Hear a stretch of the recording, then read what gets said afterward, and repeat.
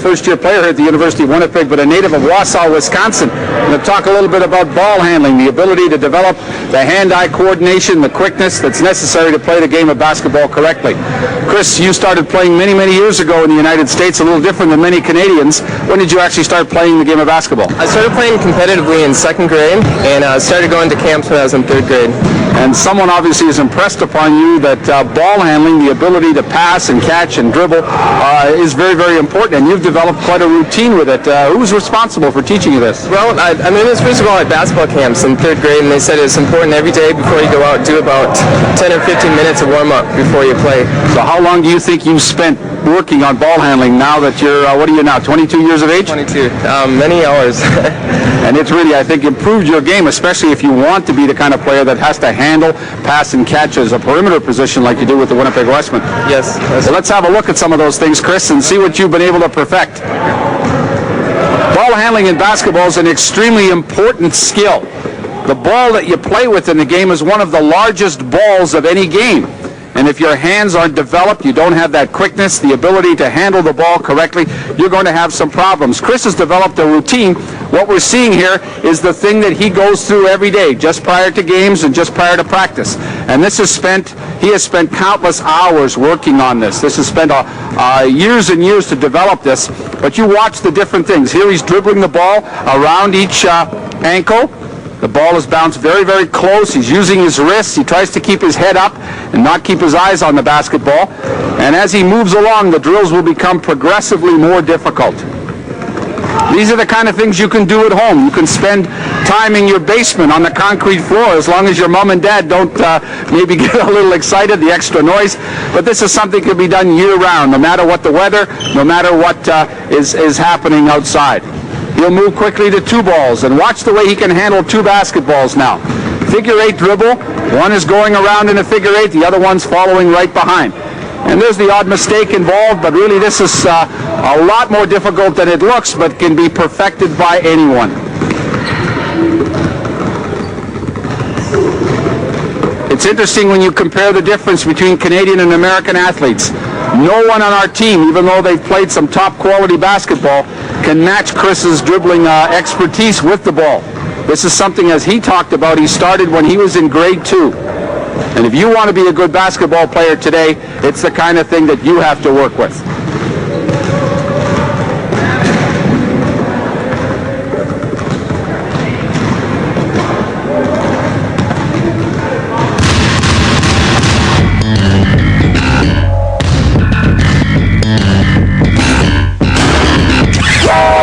Courtside again. Today we're going to have a look at shooting. And got with us to work with us today, Matt Hanna, Kirby Shep, and Steve Newton. And in shooting, obviously in today's high-powered offenses, you want to have that accuracy that's necessary to make you someone that the defenses have to worry about. Let's look at some of the fundamentals of shooting. We look here, Matt Hanna's got a good form shot. What we want to do here is practice shooting against a curtain in this case, not worry about whether the ball goes in. We want to concentrate on proper technique. And he works out of a box here. You can see his elbow is underneath the basketball. He's in a good balanced stance. His knees are bent. His feet are about shoulder width apart. His eyes are focusing on a part of the curtain, and he'll elevate that elbow up and a nice little follow through. Right? That's the way you shoot the ball correctly, and it's important to start with simple form shooting to develop proper technique.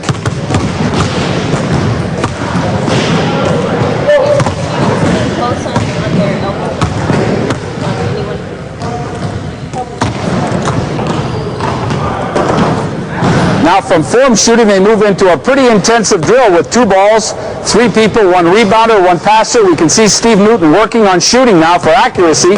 The other element that comes into play now is proper footwork, and he's using a front stop each way to catch and square himself to the basket. Now he has to use that same technique, good balance, trying to get up and down in the same spot. His elbow's under the ball, his eyes are on the target, and he's got a good follow-through. And you take those 4 actions and try to put them together in a one-piece motion. Catch and shoot. Steve still dips the ball a little bit. You'll see as he catches it, he drops the ball. We'd like to improve his shooting by getting him to take that ball straight up into shooting position. And that'll happen as he gets stronger. This is a really good drill. It overloads the shooting. He's going to get 30, 45 shots in a minute. We're going to keep track of his accuracy, and he's going to get really, I think, become a much better shooter with this type of intensity.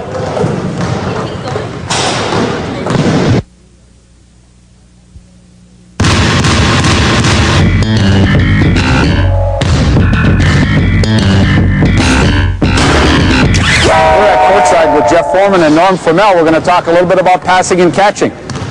Great coaches have often said that if you can't pass and catch, you can't play.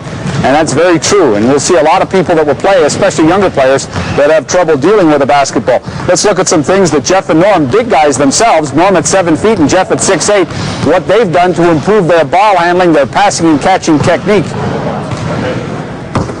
This is a drill where they're trying to overload the number of repetitions and also the fact that there's 2 basketballs involved. And you can see the 2 of them here, catching and passing the ball, working together as a pair.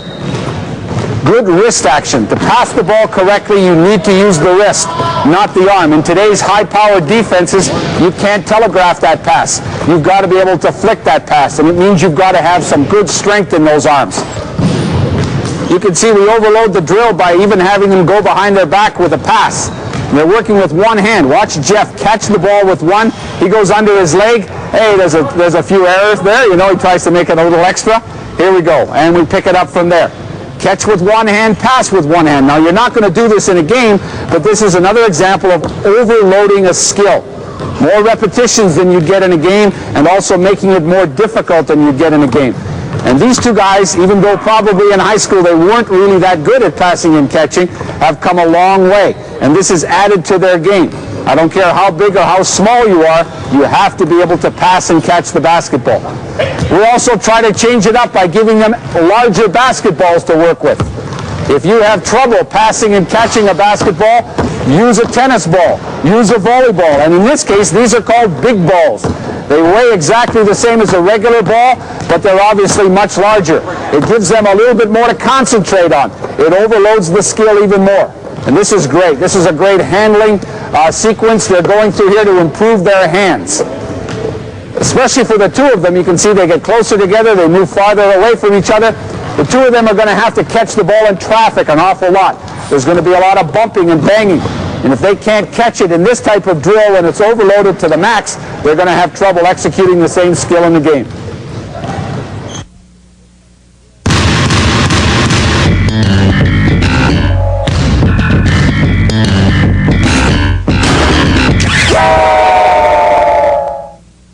Here at courtside with Thor Olsen, Kevin Chief, Chris Chartier, and Prentice Lenz, we're going to talk about screening. Screening is a technique that offensive teams use to get people open. There are 2 types of screens. The first is a screen on the ball. Today we're going to look at a screen away from the ball. So what we'll see here is Thor pass the ball in to Coach Wedlake on my right, and he's going to set a screen or a block to get his teammate Prentice open. The red team on offense, the black on defense. Go ahead, Thor. He comes through and sets a good screen. Now let's have a look at this screen. He has good body balance, a wide stance, his knees are bent, and he goes with a fist-on-fist technique. And here he's trying to create an obstacle for Chris Chartier in the black uniform so that Prentice can get open.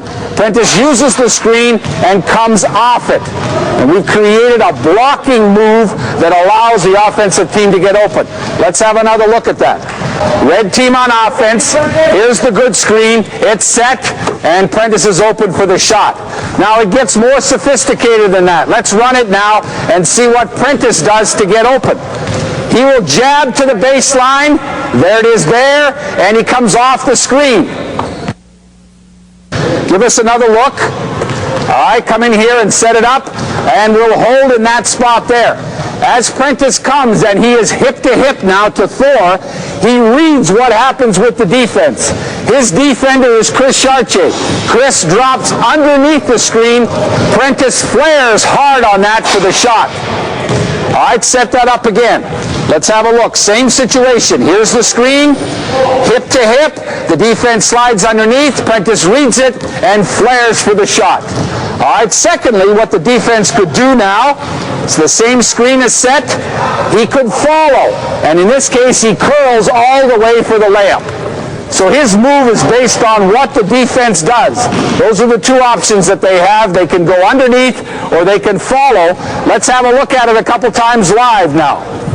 All right, same action again, a screen away from the ball. There's the entry, good contact, little flare cut, and we get a shot. All right, this time let's have the defense follow, Chris. A little bit of action here. Let's see if Prentice makes the right read. Good screen by Thor. There's a little curl cut, and he's inside for the layup.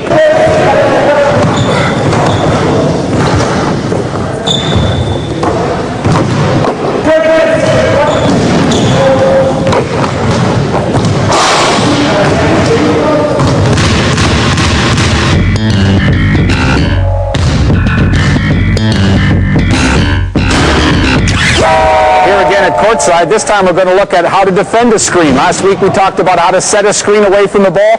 Now we'll look at how to defend a screen away from the ball. We have again Kevin Chief, Thor Olsen, Prentice Lenz, and Chris Chartier with us. The black team is on defense, the red team is on offense. Let's have a look now. As we saw last week, a screen is set, your back is to the ball, Thor comes in, let's hold it right there. All right, let's come back and set that up again. All right, let's right in here in this position here. The first thing we see is Kevin using his voice and telling Chris the screen is coming. And we hold it right there. Now Kevin has got good space in here. He has allowed this gap to form in here so that Chris can get underneath the screen. Chris uses his bar arm here to keep the screener off of his legs. Step back again, Chris. Let's have a look at that arm. See the arm position that he has. This keeps the screener off of his legs. When he gets his legs locked in by Thor's legs, it's very difficult to get around that screen. So he uses his arm to create some space. He steps back underneath. Kevin puts his hands and pushes him through, and he picks up Prentice as he goes around the screen. Let's have a look at it again. All right, here we go. The screen is set, and they fight underneath it, and they have them picked up. Now, that's a good way to be able to deal with the screen away from the ball. The second technique is they'll switch, because these players, Thor and Prentice, are pretty equal height. This time we switch with a hand tag. Here we go again. Screen is coming, and the switch is taken up. Here we go. They just switch checks. Chris is now on Thor, and Kevin picks up Prentice. Let's have another look at that one. Again, we have to have a lot of talk. Ball is entered to the wing. Here comes the screen. Switch, and they pick it up like that. Now, that's a good switch in the game because you're not giving up any mismatches. Really, no one here has any height advantage over anybody, so a perimeter switch like this, perimeter players switching defensively, is a good way to handle it. Okay, let's play it live, men, and have a look at each of the two techniques. You mix them up. Here comes a good screen by Thor, and Kevin pushes Chris underneath it. Prentice makes a nice read on the flare. In that case, you're playing percentage basketball and giving up the shot rather than the layup. This time, maybe same thing. Let's have a look at a switch. If Prentice hits that shot, we have to switch it up. There we go. Much better technique. The defense picks it up. So much of good defense is based on good talk, and you can hear Chris and Kevin using their voices a lot here to be able to promote team defense.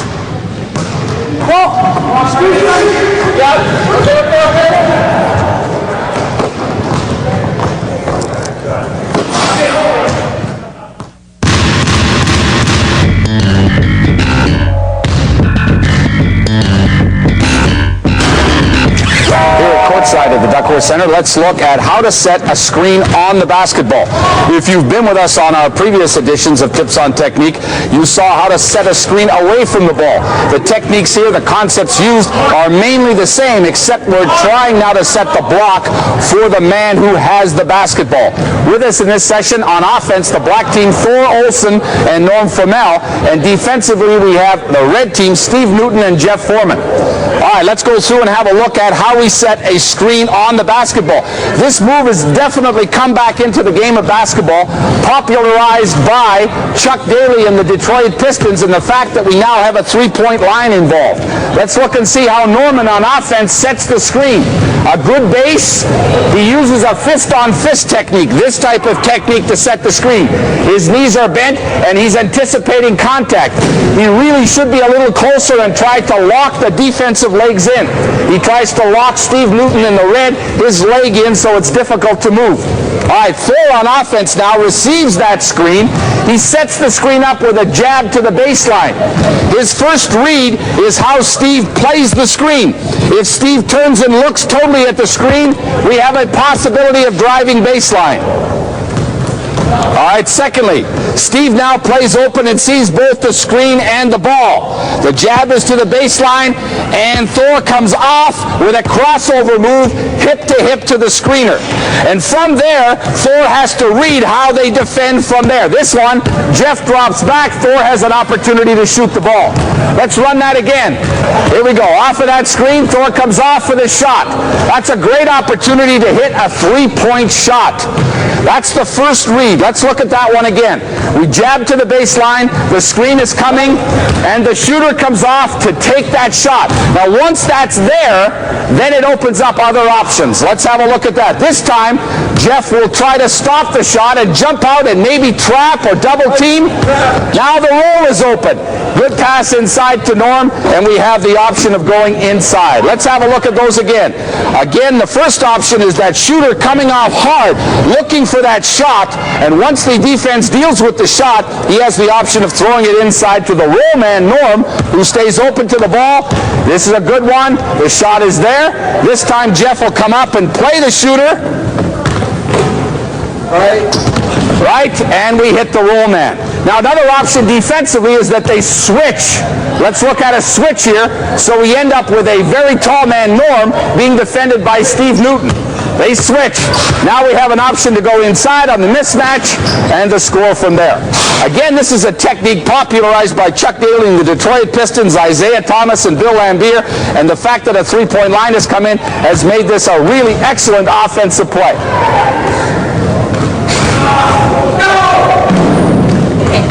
An important part of setting a screen on the basketball is doing it within the rules. The rules state that Norm Formel, here in the black uniform, has to be stationary. He can be right up short of contact to Steve, but he has to be stationary. And this involves good timing as Thor waits for him to get stationary and then comes off the screen.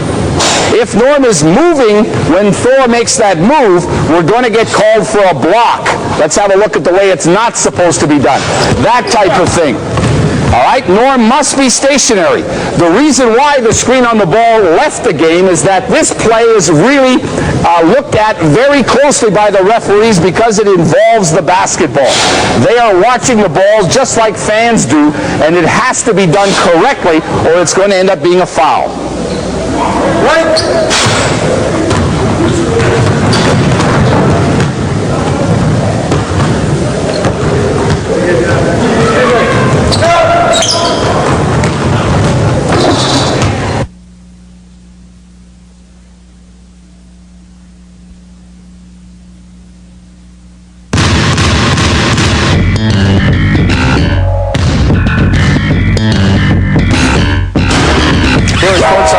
Center, let's look at this week's tip on technique of how to defend a screen on the ball.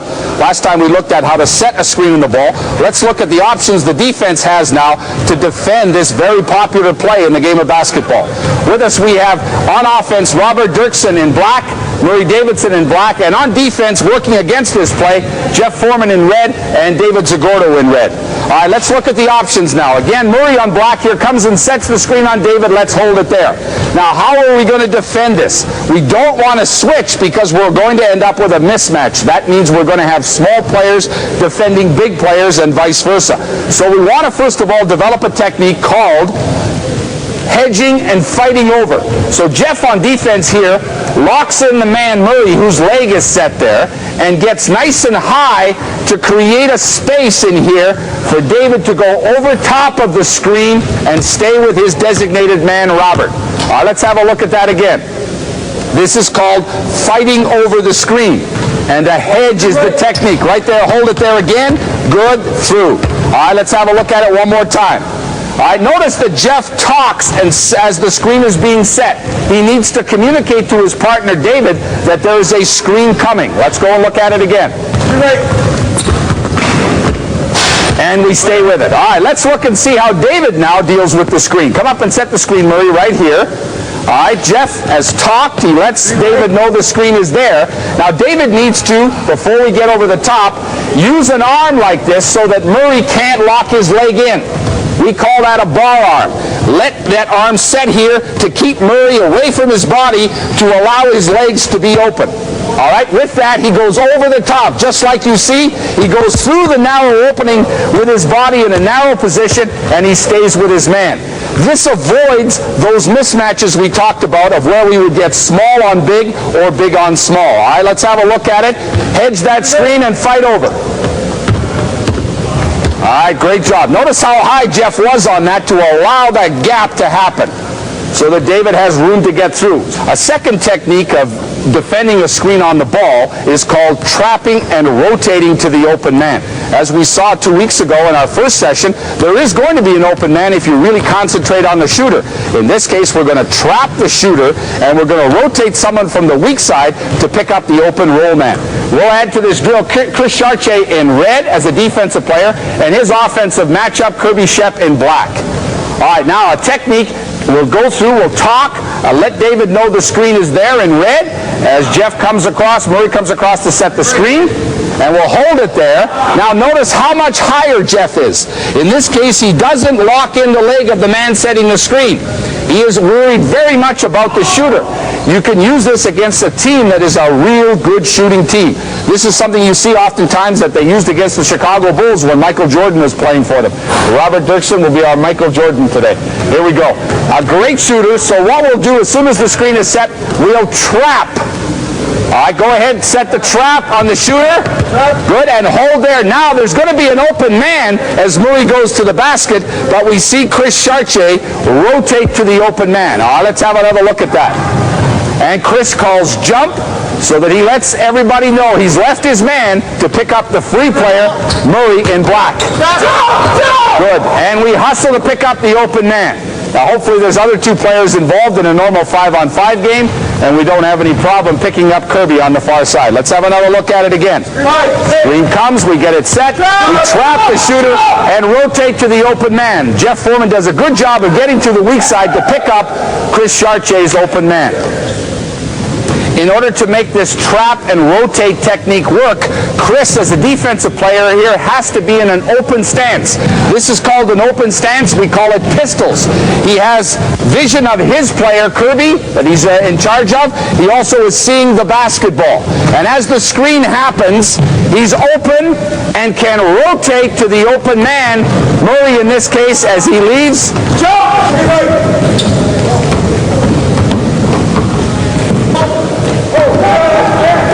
Jump, jump, jump!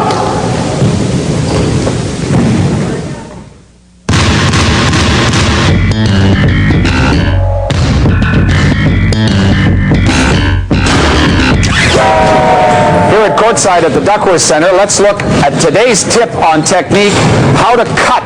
Cutting is a skill that sometimes is expressed as how to move without the basketball. And it's one of the most important offensive skills, one of the ones that's most difficult to teach and very much a neglected skill. Oftentimes you see, especially in younger levels of basketball, one person dribbling it and everybody else standing and watching. What we're talking about here is how to get the people that are away from the basketball moving to become part of the offense. With us in this one on offense, we have Kevin Chief in black, Matt Hanna in black, and defending them, David Zagordo in red and Steve Newton in red. Now let's look at how we get this technique set. What we want to do is make a pass from the point to a wing for the offensive team. And now Kevin here in black needs to move without the basketball. What are the cutting techniques that are necessary? All right, first of all, we want him to create some space between the defensive player and the ball. This space in here will allow him an opportunity to get what is called an inside cut. That means we want to get inside the defensive player right here. That's the position that the cutter wants to pick up, so that Matt can pass the ball inside to Kevin for a potential layup. All right? Let's have another look at that again. Create some space. The ball is entered in, and Kevin will create some space to get that inside cut. All right, second of all, what does he do in order to make it even more difficult for the defensive player? He creates the space, and he will use two techniques now in order to ensure himself an even better cutting opportunity. First, he changes direction. In this case, he'll plant his left foot and shift his weight, pushing off hard and coming back through the middle. Let's have another look at that. All right, entry is made, push and step. A good crossover step, a good change of direction step here. All right, second of all, what we want him to do is to change the pace. We want him to walk slowly and then cut hard. So there's three techniques involved. Creating some space between the ball and the defensive man, changing direction, and changing the pace. Let's have a look at it. Change the pace, Kevin. Slow, slow, quick and hard. And he gets the inside cut. All right, let's have a look at it again. Let's see a good change of direction as we plant that outside left foot and step across with the right.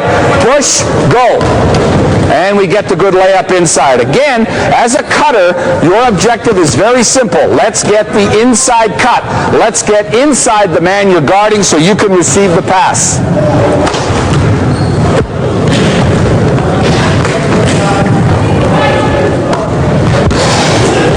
Now let's take that same concept of how to cut or move without the basketball and move the cutter to a different position on the floor. In this case, we have Chris Pellant here, offensive player in black. His defensive man is Kirby Shep here in red, and the ball is in the opposite wing position. Now we're asking Chris to make a cut to get open, to get a good scoring opportunity. The same concepts as we've talked about from the point occur here in the weak side wing. He'll take his man down, create some space, change direction, and come over the top, receive the pass for the score. All right, let's have another look at it again. He'll take the man down, change direction, change the pace, hard over the top, and the layup.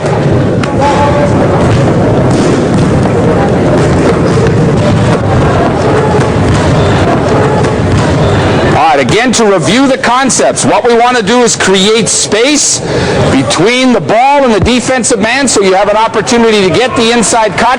Secondly, you want to change direction, and this is, in Chris's case, a good push off his left foot, change the weight, come hard, and thirdly, you want to change the pace. Walk slow, then pick it up and beat him hard.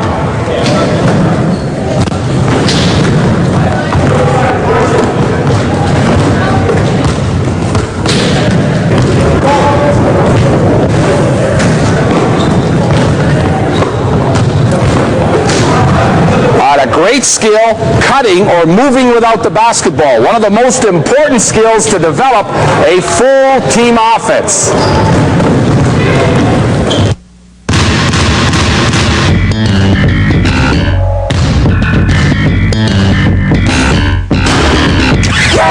Side of the Duckworth Center on this week's Tip on Technique. Let's look at how to defend a cutter.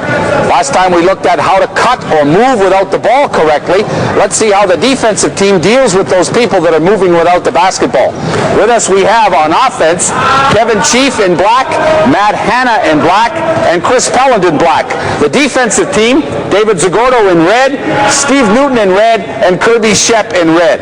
Now the ball is going to be passed from the point by Kevin Chief to Matt Hanna. Now Kevin becomes a cutter. How do we deal with this cutter? The technique, first of all, that you see David using is called jump to the ball. Let's have another quick look at that. Pass the ball, Kevin. All right. David jumps to the ball. If you remember in our last session, we looked at the offensive player wants to get the inside cut. Every defensive player, when his man gives up the basketball, must jump to the ball. Let's have another quick look at that. This prevents the inside cut. And now he's in a position where there is going to have to be a pass made over top of two defenders, two red players, in order to get the ball back to Kevin. All right? Jumping to the ball, a very important technique used by everybody on the basketball, be they perimeter or post, after their man gives up the basketball. All right, now that we've jumped to it, let's look at it one more time. Jump to the ball and hold it there. If Kevin continues making the cut to the basket, David will drop step and front the cutter all the way through. Right? And Kevin releases out the other side. Let's try that again. Pass is made to the wing, jump to the ball, stop right there. Now the correct technique of fronting the cutter is with what we call ear on chest. David's ear has to be on the chest of the defensive man, Kevin in this case. This allows him to see both the basketball and his defensive matchup. And he takes him right through, his arm is out in the lane, and his thumb is down to get the maximum surface area to knock away any potential passes. Let's have a look at that again. Jump to the ball and front the cutter. Now, you'll see from the weak side, if we go through it again,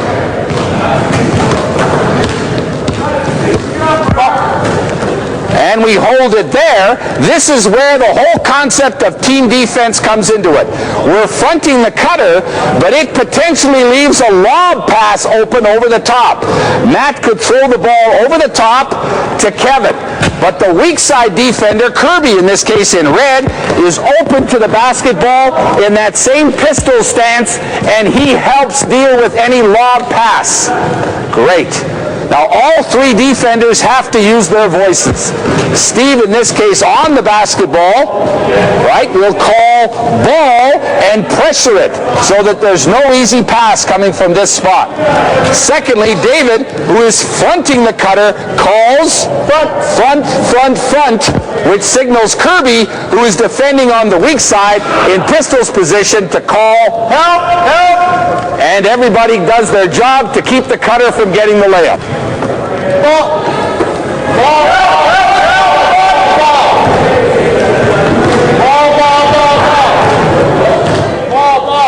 All right, run it through again. All right, good job of defense from the weak side, and this is, again, dealing with a very, very potent offensive move, moving without the basketball, and the techniques here are the same that are used when the ball is in any position on the floor.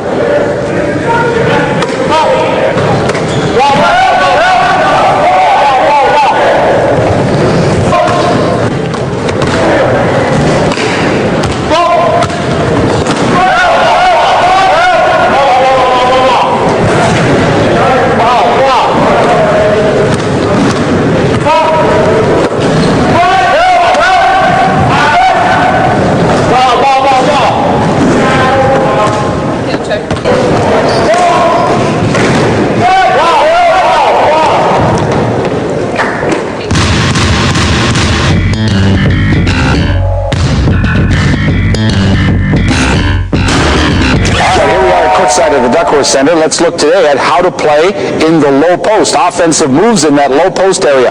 And with us today we have on offense Steve Newton in black, Norm Formel in black. We have on defense Matt Hanna in red and Jeff Foreman in red. The post area is the area close into the basket, and the play in this area is designated because the offensive player here, Norm, plays with his back to the basket. That's the difference in these moves here as opposed to moves on the perimeter where the offensive player will face the basket. So here with his back to the basket, Norm, we're trying to get him the ball from Steve on the perimeter and execute some one-on-one moves in that low post area. Norm, the key ingredient in the whole process is that he will read the defense. This is the key here. His offensive moves will be based on what the defense, Jeff Foreman in red, gives him. Now, there's three options I see it that Jeff has. One, he's just going to basically play in behind. So it's easy to get the ball inside, and Norm is going to designate or show us three basic moves if the defense plays in behind. Now we notice he steps out to receive the ball. He tries to create a situation of where his baseline foot, his left foot here, is his pivot foot, and his free foot is his right foot. And the reason for that, now, it gives him more options in terms of moves. His best move, now that Jeff's got his hands down, a simple turn shot to the baseline, off the glass. Let's have another look at that again. Enter the ball, watch him read the defense, have a look, hands are down, he shoots the ball off the glass. All right? Now, what if the defense makes a move to one side or the other? Here we go. Ball is entered, and he moves to the baseline. A nice little hook inside. That's not travel, and that's the reason why we've designated this foot as his free foot, because he goes to the middle with his right foot. Defense moves to the side. Nice move inside and drops it in for an easy layup. A little baby hook shot. All right, here we go. Defense comes to the high side. Now he puts it on the floor. Nice power move to the baseline. Let's have another look at that one. Defense tries to defend from the inside, and we go to the baseline. All right, let's mix them up and give Norm different looks. A good way of practicing this is to actually have the defense play what is called dummy defense. Let's run a couple of different looks and make Norm make the decisions in order to come up with a good offensive move.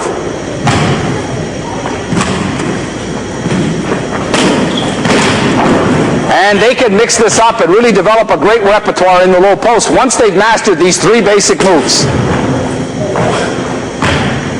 Now, after a while, it's not going to be that easy because the defense is going to say, hey, let's try to prevent this ball from coming in. So let's switch it around now and go with the red team on offense and the black team on defense. Now, the second defensive look is that they're going to side front completely right from the top. Here we have Norm trying to prevent the ball coming in. Now, Jeff, who's on offense now, will seal him. The word is seal, and he tries to duplicate the footwork and sit down on his thighs and get good position. He uses this arm here to keep Norm on the high side, shows his target hand inside, and now we can get a great pass to the baseline and a power move up. Let's have another look at that. We got a side front on the high side. Notice how he seals him, and he takes it to the basket.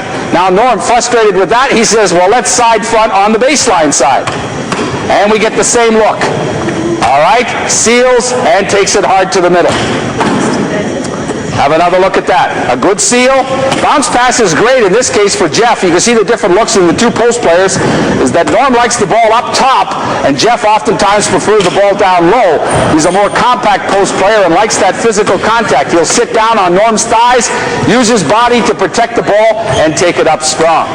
So there's two different looks you have in the post. Now, if you're really frustrated, we're going to decide now. We're going to switch it back again. Jeff, defense on red. Norm is on offense in black. He is going to full front. He is going to try to prevent the ball from coming in completely. Now we can go to the lob. Notice the position that Norm takes on the lob.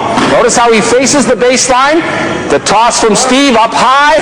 He shows that inside hand, and he takes it up for the jam. Let's look at the technique in here. All right, we see he uses his arm, and sometimes referees like to call this as a push-off, but we drop it down if we get called for that. But he's got to maintain contact with the defensive player until the pass is directly over top. The inside hand is the target hand, and Steve tries to put it up there towards the corner of the glass. The key here now, let's look at it again, is that Norm holds position until the ball is directly over top. If he leaves early, he allows the defensive man to back in, and now the pass is really tough. He's got to discipline himself to hold that position until the ball goes right to the top. There, nice move inside.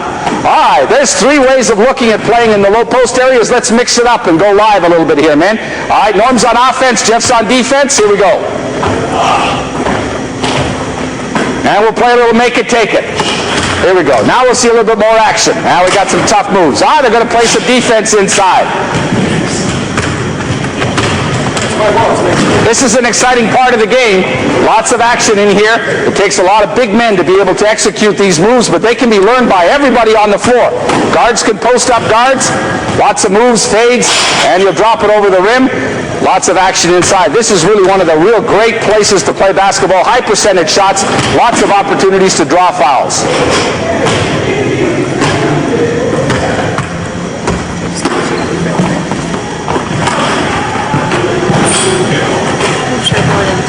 Two guys.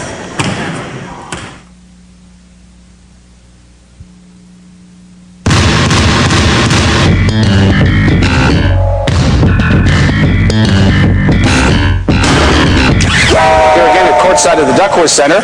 Let's continue our look at the low post. Last week on Tips on Technique, we looked at how to play in the low post, the offensive moves of playing in close to the basket with your back to the hoop. Let's look on how to defend that area. It's obviously a great scoring area. Teams need to know how to defend it as well as play hard in that area. With us again, we have on offense, we have Matt Hanna and Jeff Foreman in red, and on defense, we have Steve Newton and Norm Fromell in black. An integral part of defending in the low post is not letting the offensive player, Jeff in red, get the position that he wants. He would like to set up on this sweet spot right here. Second area, defending the second and third rebounding lanes along the edge of the foul line. All right?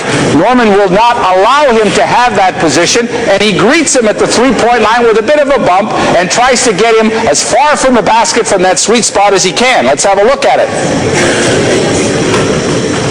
In that case, you can see what he's done. If we hold that position, he's taken Jeff at least 4 feet out of the area that he wants to be. And in percentage basketball, that's very important because this will reduce any shot that Jeff takes probably by a good 10% if he's pushed out that far. It also gives a lot of other people opportunities to move in and help, and it puts a lot of pressure on this pass now from Matt to Jeff, which is going to be an awful lot shorter.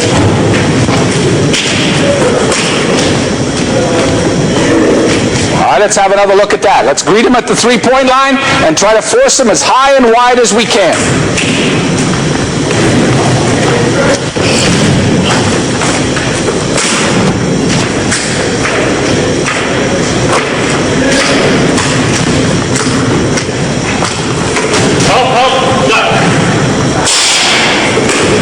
Now, once the ball or the player is in that spot, we have to make some decisions. With Norman, we like to have him side front on the baseline side. And he has a good action here. He uses a bar arm against the offensive player so that Jeff can't get to his legs, make it very easy for him to seal him out. He uses this hand with a thumb down, palm open to try to discourage or deflect any pass coming in. And he has a good balance stance with his knees bent and his head in the middle of his stance. All right, now if the ball does come in, we're forcing Jeff to go to the middle, which means we might get some other help from a player in this position, or more importantly now, as it comes in, Norman moves in behind, and Steve, his black teammate, will cover down and help. It's almost a double team situation, but we won't let Jeff play one-on-one in the block. All right, let's have a quicker look at that one.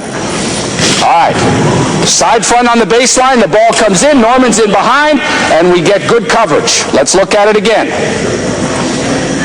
Side front on the baseline, in behind. Now here's a good position. Let's have a look and see what we've got. Norman's got his hands up, and he leaves a gap in here. We don't want to, again, allow the offensive player, Jeff, to get to his legs, so he gets away from him, so that there's no contact, there's no body position for him to really move to the basket. Steve has dropped down, he reverse pivots, and he gives an upward motion to the ball to help. And he calls, help, help, help, help. He's calling help, meaning that he's only coming there to help Jeff, and he's still prepared to get back to his man on offense, Matt. Now, if the ball's kicked back out, Steve closes and plays him again. Now it comes inside again. And it goes back out. Now the problem with this kind of defense is if Matt is a very good shooter, we're going to have a problem leaving him on the perimeter because Jeff throws it back out and we may give up the three-point opportunity. So if this happens, or we're really badly overmatched in the post, we're going to ask Norman to full front. And now we go inside, and Steve can stay with his shooter. Both hands up, both hands up. Right. And it makes it very tough to throw that ball over the top. Now, that's the play that's going to give us some trouble. So if that is a full front, and I'll take this position over here, I would be in an open position, a pistol stance, so that now if the ball comes over the top, I'm Norman's teammate, I could be there to be able to take away the pass. Either deflect that lob pass or stand in there and take the charge. So let's start up top again here and play it live in the post. Let's greet Jeff at the three-point line and not let him have that sweet spot. That's it. Force him out high. You have a good 2-on-2 drill here. Well played. A little bit of rotation there. Normally we would have prevented that one. All right? This is a good defensive drill here with one perimeter, one post player. Different looks. Close out on the shooter. Knocked away.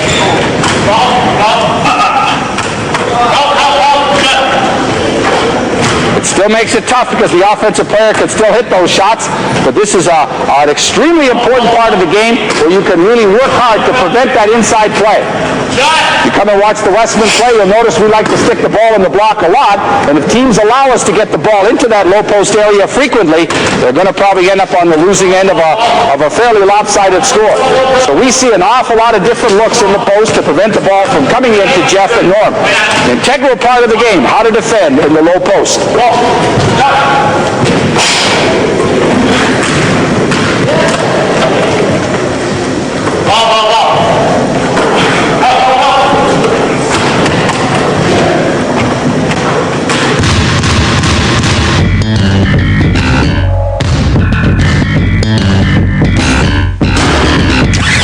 Here again at courtside at the Duckworth Center.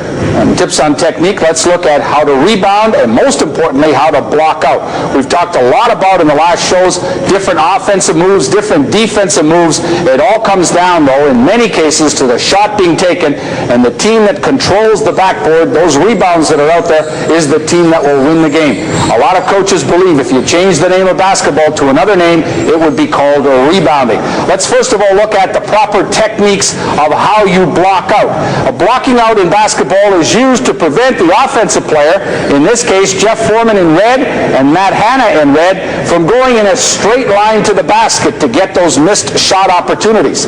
Norm Formell in black on defense, Steve Newton in black, they are going to block out. So as the shot is taken from somewhere on the floor, let's look at the technique. The shot is taken now, and the rebounders go and try to get that ball. Let's look at the different block out techniques. Let's watch how Norm deals with this one. All right, the shot is taken by Jeff. He steps in and makes contact. Let's look at that again. Very slowly here. The shot is taken. Jeff makes a move to his left. Look at that step that Norm takes into the offensive player. Then he reverse pivots with his arms high and tries to prevent Jeff from going in a straight line to the basket, and then himself he goes right hard to the basket. Let's have another look at it. The shot is taken, bang, and goes to it. All right, from both sides, let's have a look at it. The shot is taken, we step in, we get that body contact, and we take it hard to the glass. Offensive players are trying to get at it too. Let's have a look at it. Hit, contact, hands up, and we go hard to get that rebound. Now let's say the shot is taken and we'll make a move to our right now. So let's change our feet, step in, contact, reverse pivot, and go hard to the glass. Shot. All right, great. Now that was looking at how to block out a shooter, but a lot of times the rebounder is going to be a non-shooter. In this situation, Norm is defending a non-shooter, Jeff. And the shot is going to come from this side, Matt shooting the ball over top of Steve. Now we have to worry about how we're going to rebound here, how we're going to block out. And the keys here for Norm is that he must go to Jeff's body. Step in, get that contact, and then go for the rebound. If he turns to rebound from this position, it allows Jeff to take a run at the glass. All right, let's have a look at it. The key here, weak side rebounding position, you must go to the offensive player's body first. All right, shot is taken. There's the block out, and we get a chance to go after the rebound. Let's have a look at it again. The shot is taken, we go to his body, and we have an opportunity to get that rebound. All right, the shot is taken from the perimeter, we go to his body, and we're in good position. Now that really shows us a lot if you have a look at where these balls are coming, because 70% of the rebounds are coming to the weak side of the board. All right, the shot taken from that side of the floor, my right hand, that means that 70% of the shots are going to come out on my left. So Norm's position on this side is so very, very important. And he must, first of all, get to the body of the offensive player and then rebound. Let's have another look at it. One more shot. Goes to the body, and we get an opportunity to keep him off the glass. One more shot.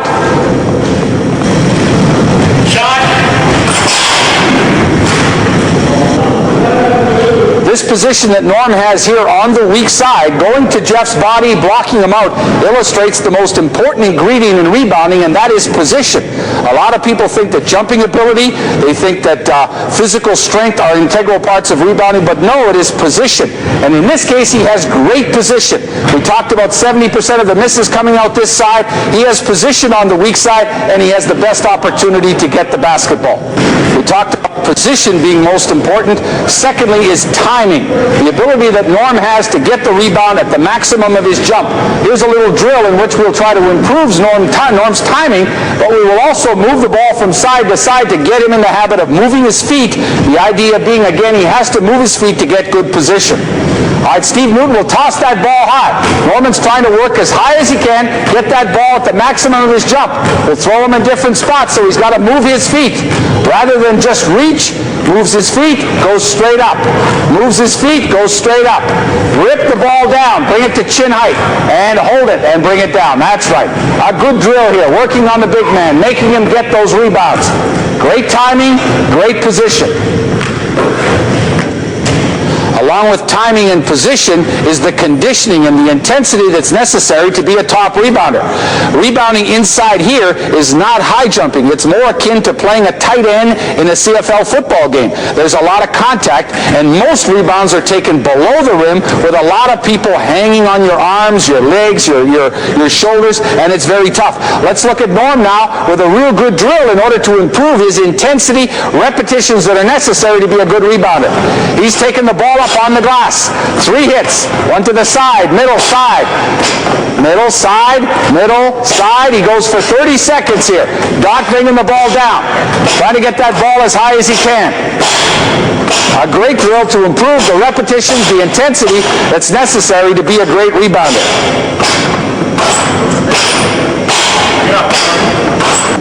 Again, in order to really work to get position, to learn to move your feet to get that rebound, here's another simple drill that actually incorporates some facets of offensive rebounding, putting the ball back in to score those valuable points.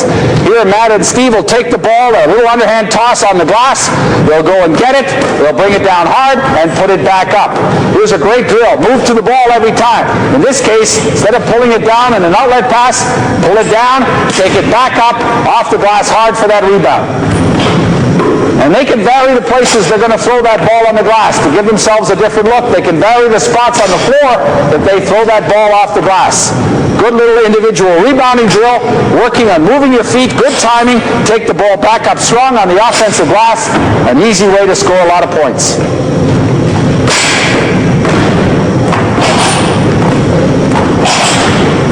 Now let's try to put all of those facets of rebounding and blocking out together. And this is a very, very competitive drill. It's simply called hamburger, and you'll see why it's called that when you have a chance to look at it. There's a lot of contact in rebounding, and you have to be prepared to take the contact. In this case, we're asking Jeff Foreman to shoot the ball. He's going to miss. Special instructions to miss. Right? And our 3 rebounders inside, Steve Newton, Matt Hanna, and Norm Flamel, they'll go for the board, and whoever gets the rebound will try to score, and the other 2 will try to stop him within the rules. We don't want a lot of fouling here, but of course there's going to be a bit of contact. After the score is made, the ball is kicked back out to Jeff for another shot. Let's have a look at it.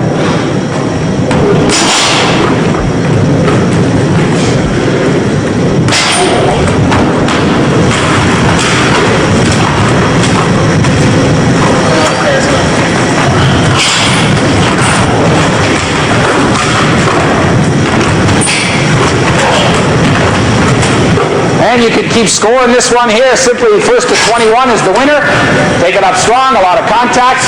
If they get in trouble and haven't got a shot, they can always pass it out to Jeff, and he can reshoot it again. Lots of fun on this drill. Lots of contact, lots of opportunities to take that ball out of somebody else's hands, take it strong to the basket.